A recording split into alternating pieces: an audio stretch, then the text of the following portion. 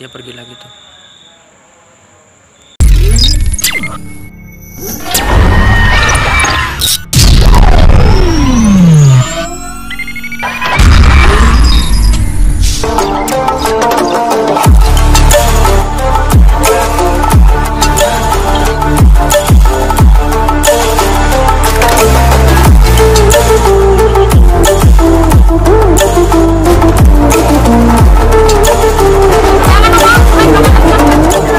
Channel Dolanan Kewan. jangan lupa di subscribe, share Dan like.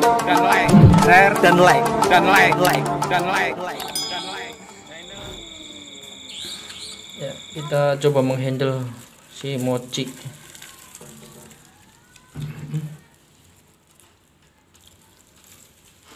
Bayangkan kita memberinya dengan tangan kita ya.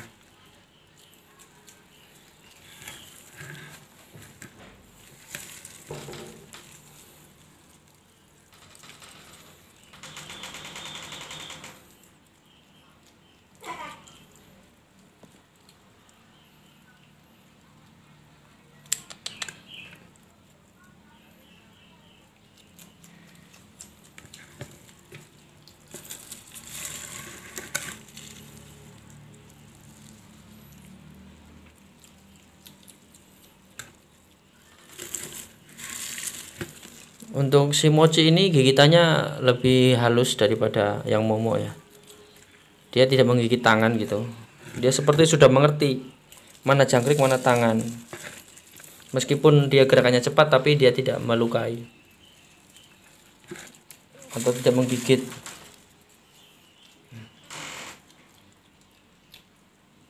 Nah, contohnya ini saya di jari tapi dia mampu membedakan mana tangan mana jangkrik, mana tangan mana mangsanya, mana owner mana mangsanya. Meskipun dia memang sedikit liar karena memang jarang dihandle. Dia biasa dengan kucing-kucing karena memang sejak kecil disusukan sama kucing ya. Kita juga sambil bermain. Dia tidak biasa dipegang tangan, maka dia juga tidak terbiasa ketika dihandle untuk digendong seperti yang lain itu. Tetapi kecerdasan mereka itu bisa nampak dan bisa kita nikmati bersama. Mereka bermain dengan anak-anak, bermain dengan kucing di pelataran rumah kita, ya di area rumah-rumah kita. Mereka bermain asik sekali dengan kucing-kucing. Itu loh. Meskipun memang dari segi makanan mungkin rada sedikit berbeda ya. Nasi dia kadang suka kadang tidak, kemudian ikan juga, daging itu kadang suka kadang tidak. Tetapi kalau jangkrik dia suka banget kalau jangkrik. Inilah salah satu cara kita, peluang kita bisa mendekati dengan musang ini dengan cara kita memberi makan langsung dengan tangan kita sehingga ada kedekatan dengan kita gitu. Biarkan dia memakan jangkrik dari tangan kita sehingga mereka terbiasa dengan bau tangan kita dan terbiasa.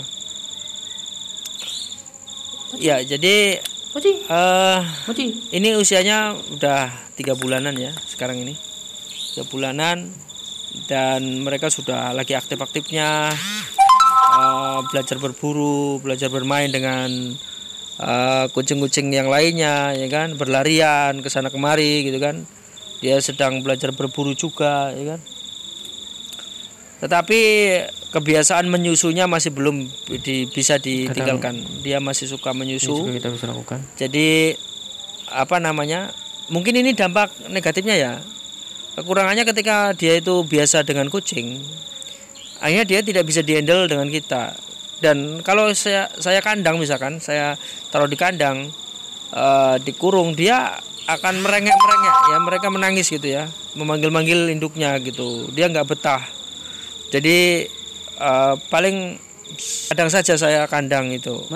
Itu pun saya harus tega melihat mendengar suara-suaranya itu. Ya. Jadi tetap kadang-kadang tak buka lagi. Dan mungkin ini juga kelemahan ketika kita biarkan dia ke sana kemari. Kadang kan sering buang pup itu ya di rumah-rumah tetangga gitu kan. Itu juga yang membuat kita gak nyaman. sama tetangga. Makanya tetap terkadang kita juga perlu membuat membuat mereka juga terbiasa dengan kandang. Sesekali kita kandang di ketika malam hari supaya dia tidur bersama di kandang kita, dia tidak menyebarkan kotoran-kotoran di tetangga kita. Kemudian satu lagi, kelemahan yang lain adalah rasa ini suka bersembunyi di tempat-tempat gelap. Jadi ini beberapa kali rasa ini sering masuk ke bagian kap mobil ya, dari bawah itu kan. Biasanya kalau sedan atau mobil-mobil itu biasanya dia suka naik dari bawah. Dia akan nyaman sekali itu. Meskipun mesin menyala ya, asal dia tidak dikenal pot ya, dia tidak akan turun. Ya udah, itu meskipun ditlakson mesin nyala juga dia diam saja. Ya dia diam saja. Nah, ini kadang nyamari, kadang-kadang dia terbawa mobil juga.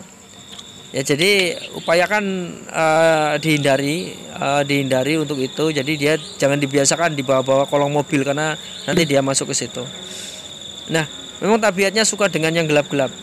Kemudian si rasa ini juga meskipun dia jinak tapi agak labil ketika dia itu berada di tempat yang gelap. Ya, ketika tempat gelap dia akan membuka mulut dan dia tidak suka kedatangan kita.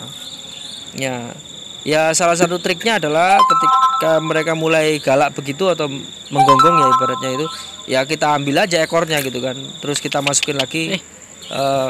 Dan hati-hati ketika kita mengangkat ekornya, jangan dekatkan ke anak kecil atau kaki kita atau tangan kita yang lain. Karena dia suka menggigit ketika dia angkat ekornya. Ya, jadi kenapa diangkat ekornya? Karena diangkat badannya dia nggak mau, nggak terbiasa diangkat oleh manusia, jarang sekali. Ketika memang tidak moodnya bagus banget, dia tidak mau dihandle atau dipegang tangan orang. Ya, tapi dia bisa berdekatan dengan kita. Sesekali aja kita pegang itu, tetapi tidak bisa untuk dipangku atau dihandle di pundak, itu nggak bisa. Ya seperti itu. Ya hanya seperti ini kedekatan kita ini. Tapi kita cukup bisa menikmati lah, karena dia bisa bebas di alam liar bersama kucing-kucing yang lain begitu.